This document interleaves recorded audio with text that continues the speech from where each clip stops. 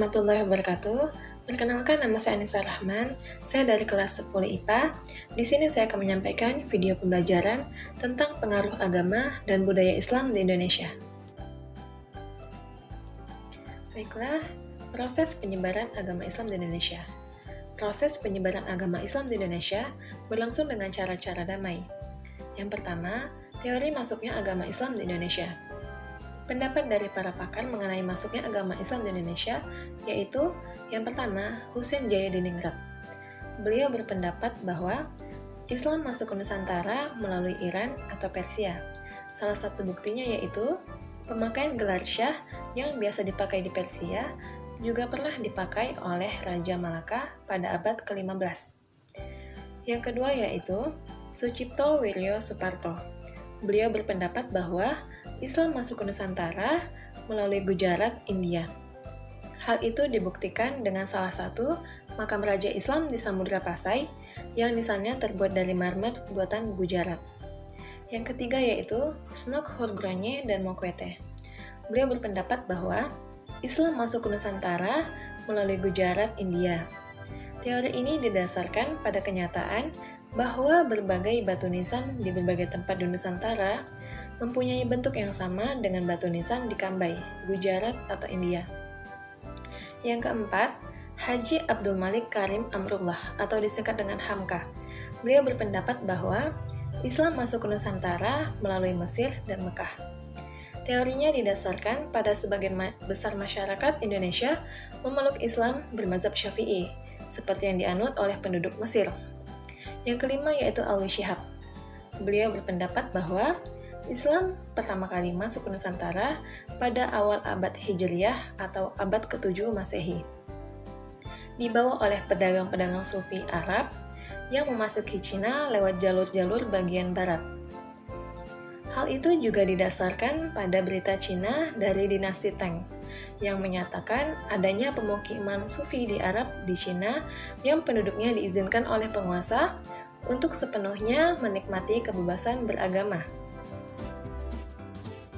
Berdasarkan pendapat para pakar tersebut, dapat disimpulkan bahwa agama Islam masuk ke Nusantara dibawa oleh para pedagang dan mubalik yang berasal dari Gujarat, Persia, Mesir, dan Arab.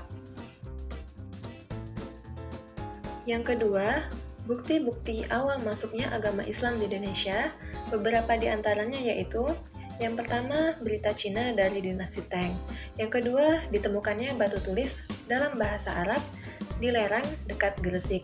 Dan yang ketiga, berita perjalanan dari Marco Polo. Yang ketiga, penyebar agama Islam di Indonesia. Para penyebar agama Islam di Indonesia yaitu yang pertama, pedagang dari Arab, yang kedua, golongan mubalik atau guru agama Islam, yang ketiga, golongan sufi atau ahli tasawuf, dan yang keempat, para wali atau kita sebut dengan wali songo.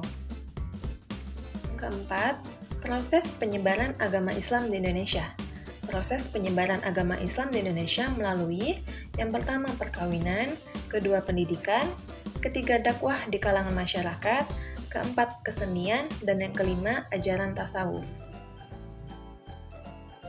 Selanjutnya yaitu kerajaan-kerajaan Islam di Indonesia. Kerajaan-kerajaan Islam di Indonesia yaitu yang pertama Kerajaan Samudra Pasai. Kerajaan ini didirikan oleh Marah Silu pada tahun 1267 dan letaknya berada di Aceh Utara. Yang kedua, Kerajaan Aceh. Kerajaan ini didirikan oleh Sultan Ali Mugayat Shah pada tahun 1496 dan letaknya di utara Pulau Sumatera. Yang ketiga yaitu Kerajaan Demak. Kerajaan ini didirikan oleh Raden Patah pada tahun 1475 dan letaknya berada di Demak. Yang keempat yaitu Kerajaan Pajang. Kerajaan ini didirikan oleh Jaka Tingkir pada tahun 1568 dan letaknya berada di Pulau Jawa. Yang kelima, Kerajaan Mataram. Kerajaan ini didirikan oleh Sutawijaya pada tahun 1587 dan letaknya berada di Pulau Jawa. Yang keenam, Kerajaan Banten. Kerajaan ini didirikan oleh Sunan Gunung Jati pada tahun 1526 yang letaknya berada di Pulau Jawa. Yang ketujuh, Kerajaan Banjar. Kerajaan ini didirikan oleh Pangeran Samudra pada tahun 1520 dan letaknya berada di Banjarmasin.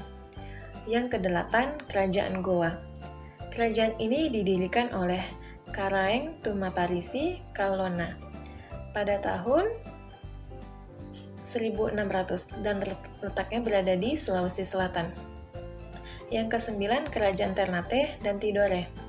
Kerajaan ini didirikan oleh Baab Masyur pada tahun 1257 dan letaknya berada di Maluku.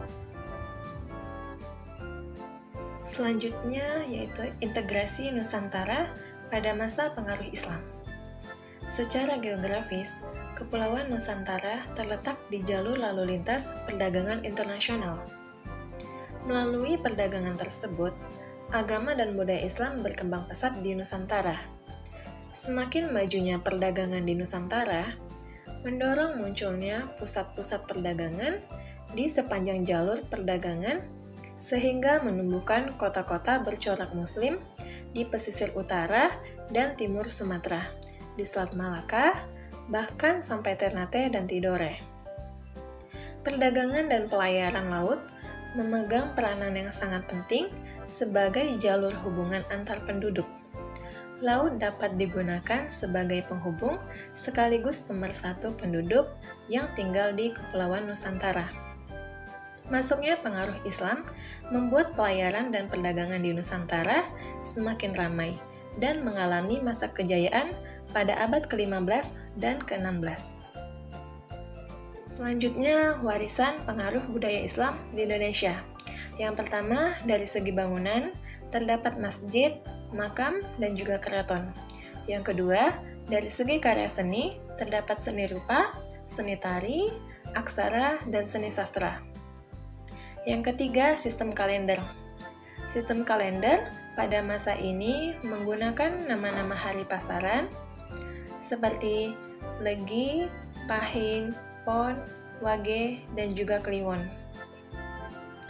Serta perhitungan peredaran bulan seperti tahun Hijriyah, namun Sultan Agung melakukan perubahan nama-nama bulan Islam seperti Muharram diganti dengan Syuro dan bulan Ramadan diganti dengan bulan Pasa.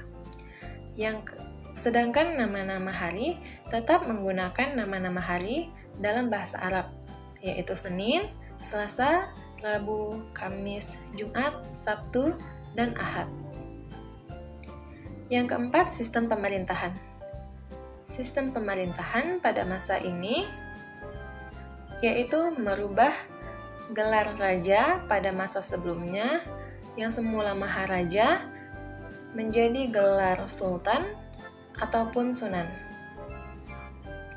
Yang keenam, sistem pendidikan pondok pesantren. Pada masa kini, pondok pesantren berkembang amat pesat.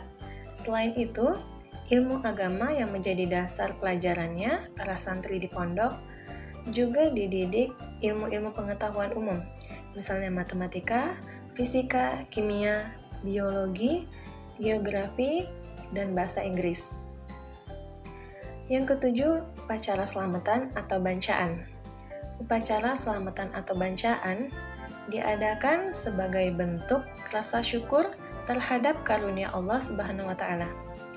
Upacara selamatan atau bancaan dibagi menjadi upacara daur hidup, yaitu upacara-upacara sepanjang lingkaran hidup manusia. Contohnya tingkeban, melahirkan, dan juga kekah. Yaitu ada lagi upacara tahunan. Contohnya mauludan, syuranan, dan juga syawalan. Lanjut yaitu haul. Kata haul berasal dari bahasa Arab artinya setahun. Peringatan haul berarti peringatan genap 1 tahun seseorang meninggal. Terakhir yaitu upacara sekaten. Upacara sekaten diadakan untuk merayakan hari besar nasional, baik berupa upacara-upacara keagamaan maupun kenegaraan. Baiklah, sekian video pembelajaran dari saya. Semoga bermanfaat. Kurang lebihnya saya mohon maaf. Wassalamualaikum warahmatullahi wabarakatuh.